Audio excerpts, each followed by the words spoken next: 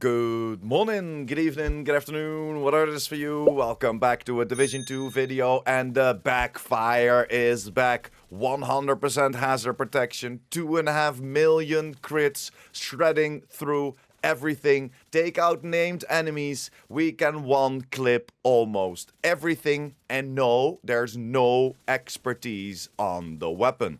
290 critical hit damage, and we're running around with 1.3 million armor. We're getting a 3% arm regeneration. We have 25% armor on kill, so you are very, very tanky while still putting out insane amounts of damage. This is combined with the events. This is an event build, so this build will be the strongest in the next couple of days. Can you still utilize it afterwards? For sure. You can also combine it with the season, as we do not have the season active. So when enemies shoot you, you don't have to worry about losing that hazard protection, as that is a little bit of the downfall of the season, but I will have some more information about that. It's enough intro, enough gameplay, let's dive right into the build. And as always, starting with my specialization, we're going for the minigun. This will give us 10% armor on kill.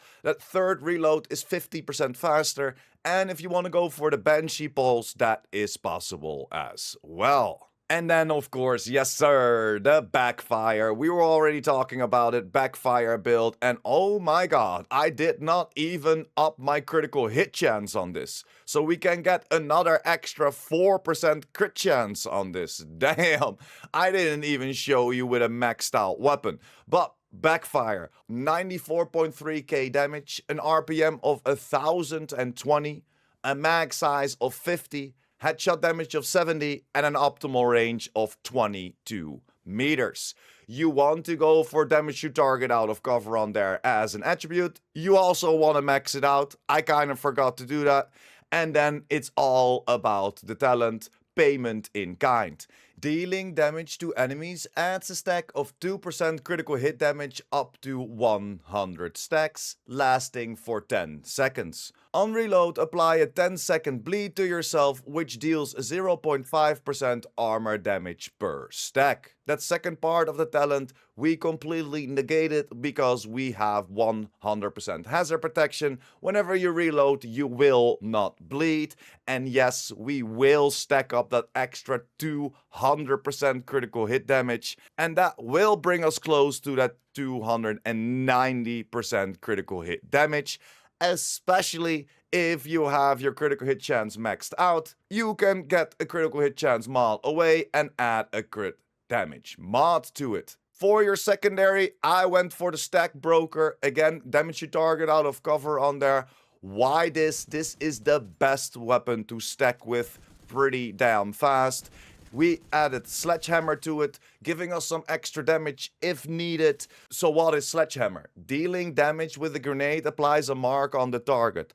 Targets with a mark will take 15% more damage to armor from the agent that applies the mark, and have a minus 20% movement speed, and the mark will disappear after 10 seconds. So whenever you throw that grenade, you have that shotgun in your hand, Sledgehammer will activate, they will be slower, and they will take 15% more damage to armor.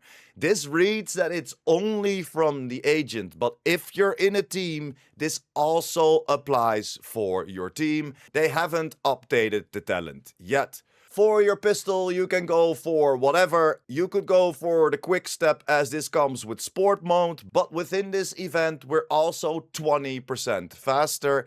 20% movement speed is the cap in the game, so you don't need the quick step within this event. And then let's jump over to the whole overview of the build, and there it is. Yes, we're combining Striker, Perfect Obliterate, and then the Memento backpack. As you can see, I chose to go for 3 armor cores, or at least 2 armor cores, and then of course the armor core of the Memento.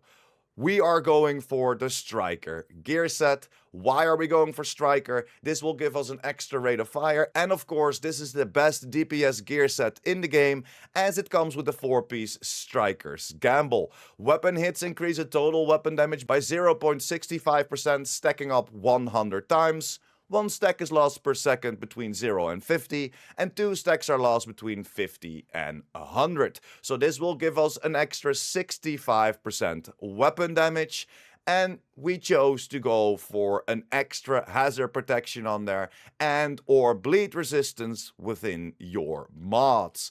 We did almost the same to every single piece. We have hazard protection rolled on there. On my holster I have weapon damage. On the knee pads I have weapon damage and hazard protection. And then on the gloves, this is one of the ones that we chose to go for armor. And we chose to go for critical hit damage as we already have enough hazard protection, so we didn't need more rolls. For our chest piece, we also chose to go for armor, giving us a little bit more survivability, and of course unit alloy will give us an extra 5% rate of fire. We chose to go for crit chance and crit damage on there, just like that crit chance mod. We can change that to crit damage, as I of course only have 17% crit chance on my SMG, so make sure to max out your SMG, put a critical hit damage mod on this, and you will hit even harder. Why are we going for unit alloy, the equalizer, as this comes with perfect obliterate? Critical hits increase the total weapon damage by 1% for 10 seconds, stacking up 24 times.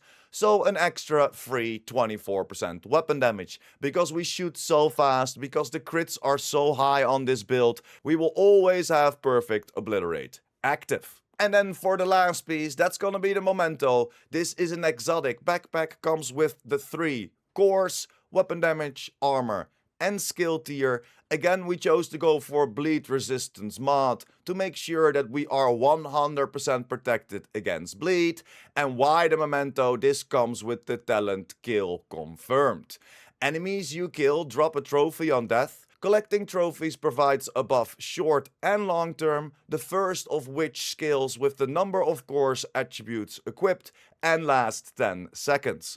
5% weapon damage for a red core, 10% bonus armor for a blue core, and 5% skill efficiency for a yellow core. So whenever you run around, and you kinda wanna run around, you kinda wanna be in their faces within that 15 meters to get the most out of this build, you then pick up those trophies, you will gain an extra weapon damage, bonus armor, and skill efficiency for 10 seconds.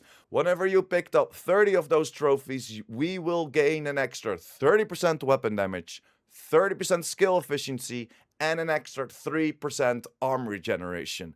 30% weapon damage comes in clutch and lets us hit that 2.5 million crits on the head. That 30% skill efficiency comes in clutch for our shield or whatever type of skill you want to use, as skill efficiency is kind of the weapon handling of the skill tree, so you will gain a lot of different skill boosts. I will pop it on the screen right now what skill efficiency is all about. And then of course that 3% arm regeneration kicking in, keeping you alive, letting you be in the faces of the enemies and shred through everyone. That's pretty much the whole overview of the build. For our skills, I of course went for my Revive Hive. This will give us some extra life. Of course, it still can go wrong from time to time as you run into a group and a hugger runs out, takes you out. It's always good to have a Revive Hive next to it, especially if you're solo. And then you can go for a shield. I went for the shield to protect myself a little bit because I always want to be in that 15 meters, making sure that I am in the optimal range of my SMG and that of course the season kicks in. So before we jump over to the season and I show you what the boosts are in the next couple of days. So for the stats, we have 54% critical hit chance and 84% critical hit damage. This 54% critical hit chance, of course, can get to 58 or 52 depending on how you like it. 58 is a perfect spot. And then, of course, with the 200% extra critical hit damage that we gain from our weapon, we get 284% critical hit damage. Or if you add an extra critical hit damage mod, what is possible, we can hit up to 296% critical hit damage, closing up to that 300%. Then, of course, we will have some extra armor on kill of 321k. We will have an armor regeneration active of close to 40k, but I will showcase the memento stats in just a little bit. And then, of course, the most important thing, hazard protection 80%. So we are hazard protected for 80%, but 100% on our bleed to make sure that we can just reload whenever we want. And these are the stats when the memento is maxed out. So you will see that our weapon damage went up quite a lot. And then if we scroll down, you will see that our army generation is also close to that 40k. And this is what all the extra stuff does for you. Of course, your skills will go up as well, but these are the most important stats. And that is pretty much the build. But let me tell you about the season. If we go to Rise Up, if we go to event timelines, we scroll all the way to the right, you will see that we have two different events active right now. We have Assault active. This will give us an extra 200% damage to enemies within 15 meters. And we have Vanguard Overdrive active. This will be active for 2 days and 20 hours. And this event gives you the opportunity to get into the 100% hazard protection, as this will give you 50% reload speed, 50% swap speed, the most important 40% hazard protection, an extra 20% movement speed, and 15% armor on kill. This is why we don't have to switch over to our quick step, as we are already 20% faster. This is why we have that 320 plus K armor on kill, as we're gaining an extra 15% from our specialization, an extra 10, so that is 25. The reload speed comes in clutch as well. We're not really swapping around that much, sometimes to our ACS 12 or our stack broker to make sure that we get our stacks up, but that 40% hazard protection gives us the opportunity to hit even harder.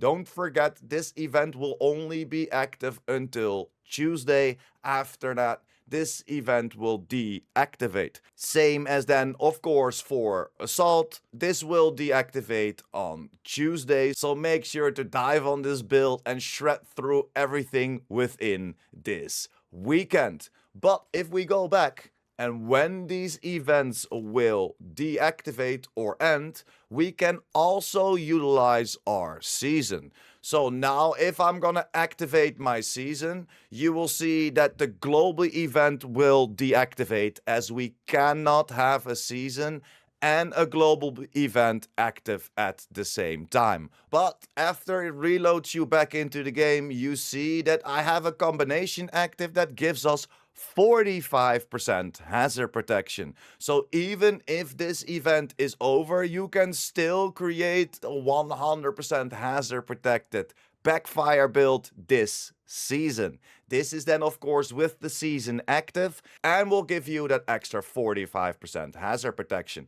So if we scroll down, you can see that we're using Convert 2 for defense on the first slot. On the second slot, we use Compress for defense. And then on the third slot, we are using Nullify.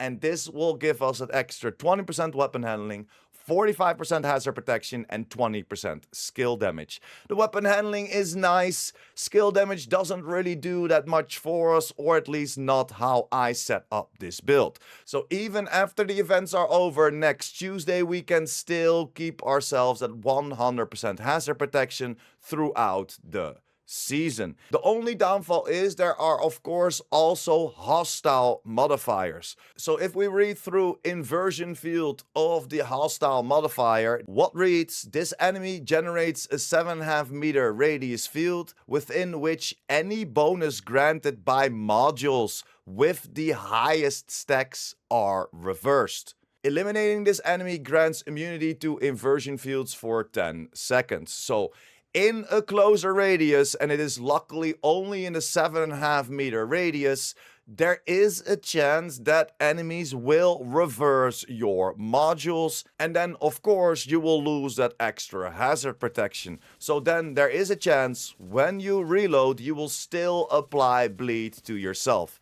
It won't be that much, it won't hurt you that much, but sometimes if you're not used to it and you're reloading real quick, it can take you out. So that's why on this build I focused on the event that's active this week, giving you that extra 200% damage within 15 meters and of course giving you that extra 40% hazard protection for absolutely free. And that's pretty much it for me. I don't usually make seasonal builds only, so that's why it was a little bit longer video trying to explain to you what you can do when these events are over. But this is of course an event/season build, so use it accordingly.